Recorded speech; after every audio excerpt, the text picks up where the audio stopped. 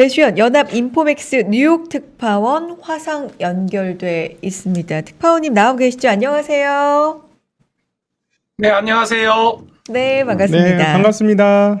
네, 네, 최근에, 오래간만입니다. 네, 네, 오랜만입니다. 네, 네, 최근에, 그, 사실은 그 50bp 두 번 얘기까지 나오는 정도 수준이라서 채권 시장은 정말 크게 얻어맞으면서 휘청거리고 있잖아요. 근데 그에 비해서, 뭐, 전일 기술주들도 그랬고, 증시가 뭐 많이 떨어졌기 때문에 반등하는 것까지는 이해가 되는데, 굉장히 강력한 상승을 보여주고 있습니다. 그래서 고점 대비 낙폭도 상당히 많이 줄였는데요. 월가에서는 지금 이 부분에 대해서 어떤 얘기를 하고 있는지도 좀 궁금합니다. 네, 지금 말씀하신 것처럼 강한 반등에 성공했지만 아직까지는 경계를 풀지 않는 모습입니다. 지금 전날이죠. 어제 그 미국 70년물이 수익률이 2년물 수익률을 아래로 뚫는 이른바 그 이제 수익률 역전 현상까지 나타났지 않습니까? 그래서 이건 강력한 경기 침체의 그 시그널이라는 게 그동안 월가의 그런 컨센서스였고요. 그래서 지금 일단 3월 고용 보고서를 좀 더 주목하고 있는데 이것보다도 좀 더 주목해야 될 게 이제부터는 정말 실적이다. 전날 보면 지금 그 주식 분할을 재료로 뭐 테슬라가 큰 폭으로 상승하는 데도 성공했고 등등의 그런 시장 외적 요인이 지금 지배적이었는데 이제부터는 정말 실적을 좀 봐야 되는 것 아니냐. 그리고 지금 러시아하고 우크라이나 간의 그런 지정학적 리스크가 시장에 어느 정도 반영이 돼 있는데 이게 해결될 기미가 있거나 진정될 기미가 있으면 시장의 관심사는 다시 빠르게 연준의 그런 긴축 정책으로 옮겨갈 것이다. 그렇게 될 경우에는 금리 그 상승세를 얼마나 견조하게 버텨낼지를 좀 더 지켜봐야 된다. 참고로 지금 말씀드리면 그 지난번 코너에서 제가 그 정확한 금리 수준을 말씀 못 드렸는데요. 미국 그 30년물 모기지 고정금리가 4.3%까지 올라갔습니다. 이게 상당히 좀 높은 수준까지 올라섰고요. 지금 이런 기대 그러니까 연준의 매파적 행보를 이미 시중금리에서는 선반영하고 있는 것 같습니다. 당연히 앞으로 주택 구매라든지 등등의 소비 활동은 좀 둔화될 수밖에 없을 거고요. 이런 부분을 지금 연준도 좀 예의주시하고 있습니다. 지금 궁금한 게 시장에서 분명히 선반영을 하고 있지 않겠습니까? 그 연준의 금리 인상 그것을. 그런데 이제 저희들이 궁금한 건 지금 갑자기 우리 연준 인사들께서 비둘기셨던 분들도 모두 매파로 넘어갔고 매파셨던 분은 이제 독수리파 정도 좀 된다고 표현해야 할까요? 빅스텝도 그냥 한 번이 아니고 두 번, 세 번 막 이렇게 얘기 나오면서 페드워치 기준으로 두 달 연속 50bp 금리 인상할 거라는 전망이 이제 60%를 넘어가고 있는 상황이던데요. 도대체 이거를 시장에서 지금 녹였다고 뉴욕 현지에서는 보고 있을까요? 이 녹인 건지 안 녹였나? 좀 신기하거든요. 저희들 입장에서 보면. 지금 이제 제가 이제 주마등처럼 지나가는 게 각도기님하고 제가 처음으로 이제 그 유튜브 방송 데뷔를 했는데요. 진행 잘해주셔서 지금 진짜 버벅거리는데도 제가 잘 무리 없이 소화했던 것 같은데 당시에 제가 말씀을 많이 드렸던 것 같습니다. 파월이 변호사 출신이다. 파월은 이전에도 말 바꾸기를 여러 차례 했다. 지금 경제학의 그런 그 바탕에서 그 보여줘 왔던 기존의 중앙은행 총재의 그런 스텝이 아니었다라고 이야기했던 게 새삼 기억이 되는데요. 당시부터도 경제 전문가들은 지금 인플레이션을 지금 선제적으로 대응해야 된다. 왜냐하면 당시에 미국 가계의 그 저축률이 사상 유례 없을 정도로 높아져 있었고 다시 말하면 미국 가계의 그런 구매 여력이 상당히 많이 높아져 있었습니다. 거기에다가 당시부터도 이 코스트 푸시 차원에서의 인플레이션 압력도 상당히 가중되고 있었습니다. 그걸 이제 파월은 지금 일시적이다. 공급망의 병목 현상에 따른 일시적 요인이라고 계속 주장을 해왔었습니다. 당시에 저희들이 이제 이 코너를 통해서 주장했던 건 이건 좀 정치적인 해석 아니냐.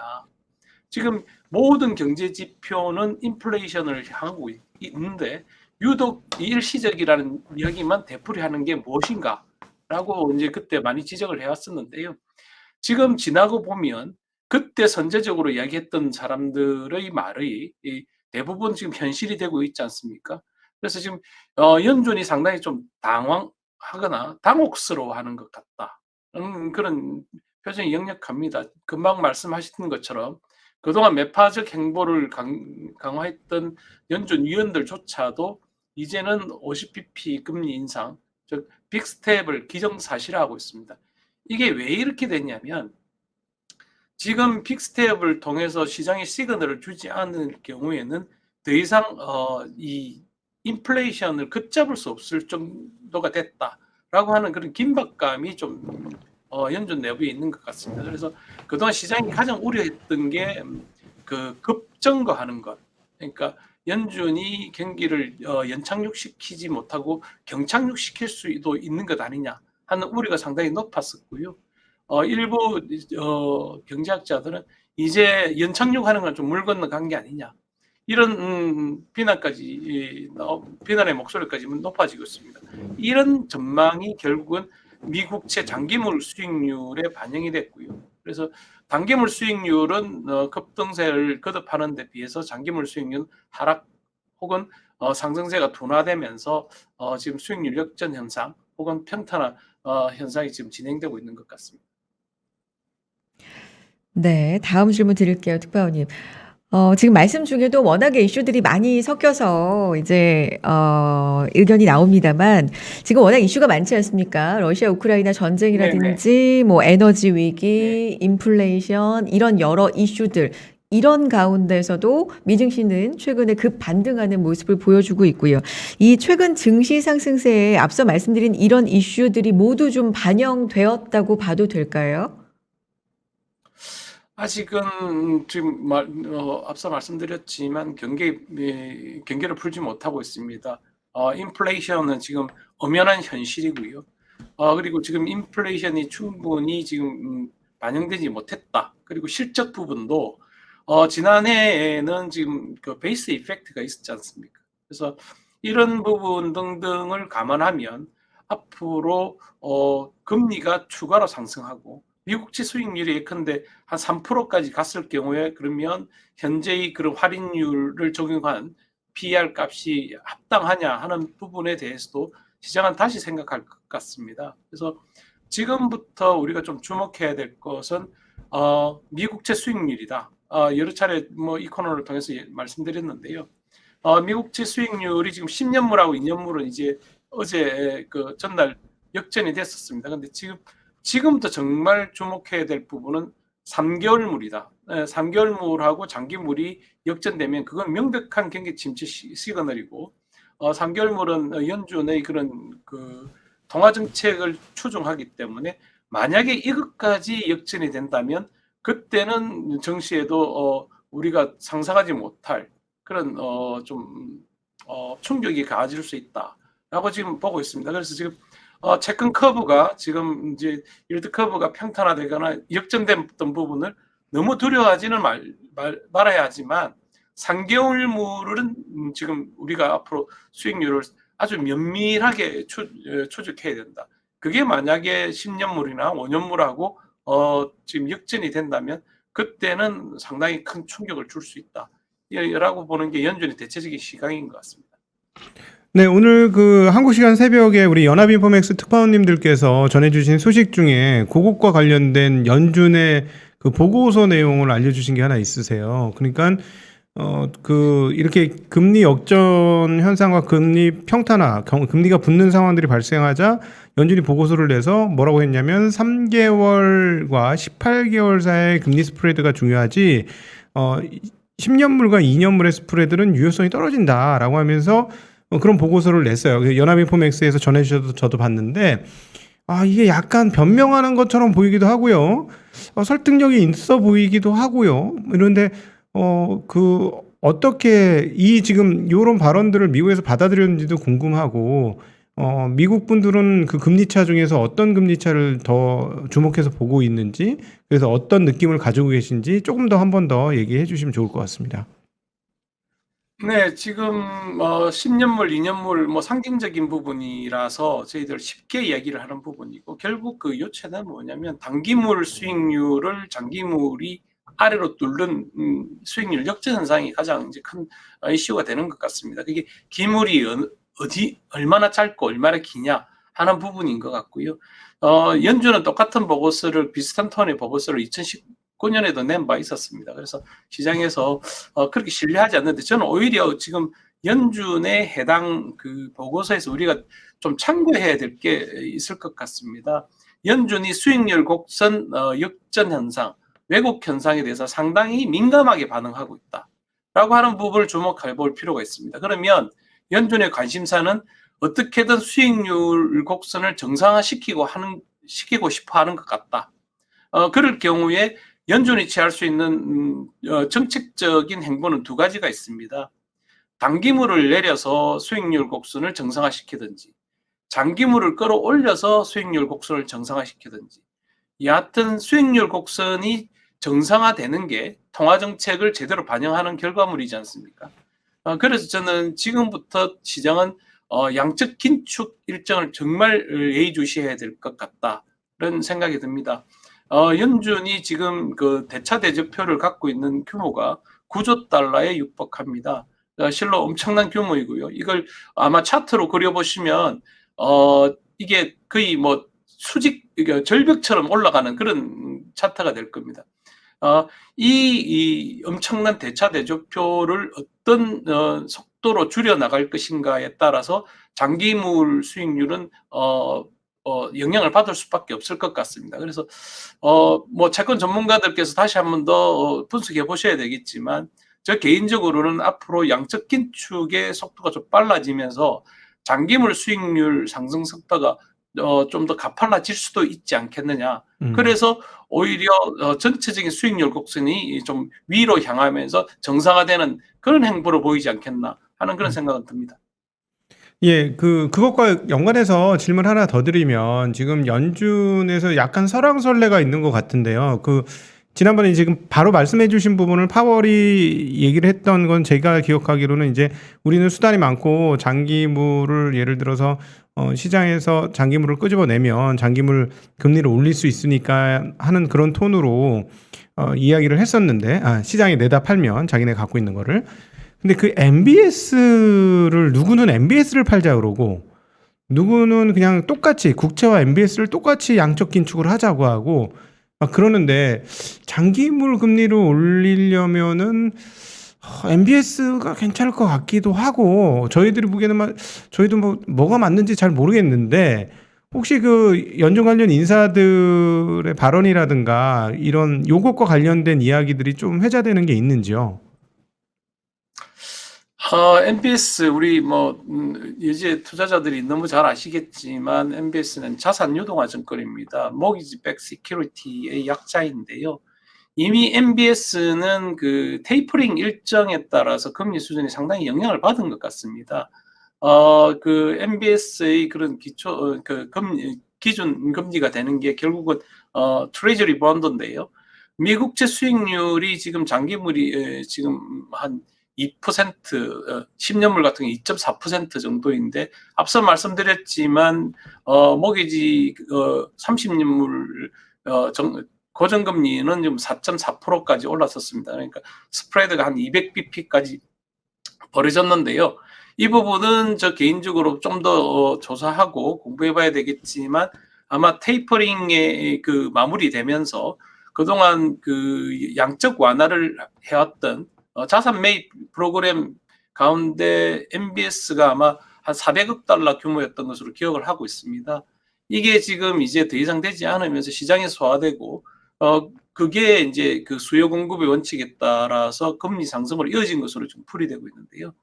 향후에 MBS를 내다 팔든지, 트레저리 본드를 내다 팔든지, 그 부분은 정도의 차이일 뿐일 것 같고요. 여하튼 지금 시장이 주목하고 있는 수익률 곡선 왜곡 현상, 평탄화, 혹은 수익률 역전 현상에 대해서 연준이 할 수 있는 처방은 양적 긴축을 좀 더 발빠르게 하면서 장기물 수익률을 좀 더 올려버리는 그런 쪽으로 가지 않겠나 하는 게 좀 우려스럽고요. 그렇게 됐을 경우에는 결국은 모든 자산 가격 할인율인 미국채 수익률이 미국 증시에도 좀 부담을 줄 수도 있지 않을까 하는 그런 우려가 좀 있습니다. 예, 그것과 그래서 연관돼서 생각해 보면은 결국 그거 아닙니까? 앞서 모두에서도 말씀을 해주셨습니다만 연착륙에 연준이 성공할 수 있을 것이냐? 아니다. 성공 어렵다. 경착륙 아니겠느냐? 이런 얘기를 해주시는 분이 점점 많아지고 있는 건가요? 지금 미국에서는? 네, 좀 그런 것 같습니다. 보면 파월이 우리 시장 참가자들한테는 좀 사랑을 받는지 몰라도 지금 이른바 정통파를 추구하는 그런 경제학者사이에서는 좀 신뢰를 좀 많이 받지 못하고 있는 것 같습니다. 그전부터도 지금 보면 너무 경제학적인 그런 기본 쪽에서 좀 동떨어진 발언을 너무 많이 해왔지 않습니까? 지금 보면 선행적인 그런 조치를 취하지 않고 뒤늦게서 지금 이제 자기 말을 지금 주워 담고 있는 부분이 있어서요. 그래서 지금 보면 연준의 행보에 대한 그런 시장의 그런 시각하고 시장은 지금 사실은 상당히 지금 그래도 잘 관리되고 있지 않습니까? 그래서 시장에서 보내는 시각과 지금 일부 이코노미스트들이 보낸 시각은 좀 명백히 좀 차이가 있는 것 같고요. 미국 경기는 경착될 조짐이 좀 있다 하는 부분은 저희가 이 코너를 통해서도 말씀드렸지만 지금 임금 상승세가 정말 만만치 않습니다. 그리고 인플레이션 압력이라는 건 특히 미국 국민들에게서 휘발유 가격이 미치는 가처분 소득이 미치는 영향이 상당히 큰 것으로 알고 있는데요. 이게 거의 2배 이상 올랐습니다. 2배 이상 올랐고 지금 이제 그동안 가게들이 펜트업 소비를 좀 즐겼는데요. 이 부분도 좀 주춤해지는 양상을 보일 것 같습니다. 그리고 앞서 말씀드린 것처럼 그동안 끝없이 오를 것 같은 주택 가격도 모기지 금리 상승세의 영향을 받을 수밖에 없을 것 같고요. 그래서 하반기로 가면서 경기가 뚜렷하게 동력을 좀 잃지 않을까 하는 그런 진단은 계속 나오고 있습니다.